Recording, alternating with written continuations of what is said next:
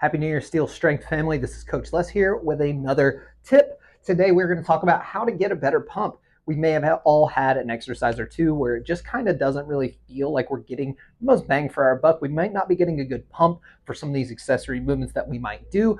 And people will sometimes even ask me, like, where am I supposed to be feeling this? Well, I'm going to give you some tips on how you can pretty much guarantee to get a really good pump or burn for just about any exercise you do, primarily talking about supplementary or accessory movements. Now, if you're having a hard time, say it's bicep curls, and you're going through your bicep curls, and you're like, I just don't really quite feel these that much in my biceps. And this is going to apply to everything, but I'm just using those for reference point today.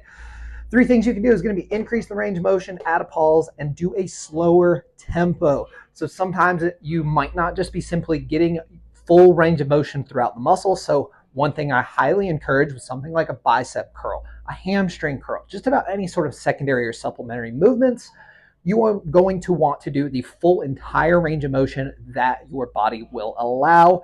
And that is going to be a fully straight arm, fully squeeze at the top. Now, there will be some iterations and some variations of certain movements that may not need full entire joint range of motion, but for the most part, if you're having a hard time with a movement, try to make sure you're going through complete full range of motion. Probably going to get a better pump or a better burn, or at least better mind-muscle connection. Next thing is add a pause. So if you do full range of motion and you pause at the top and pause at the bottom of a bicep curl, I guarantee it is going to burn a lot more and a lot faster with probably even lighter weight, which is going to be even better for your joint health in the long run anyway.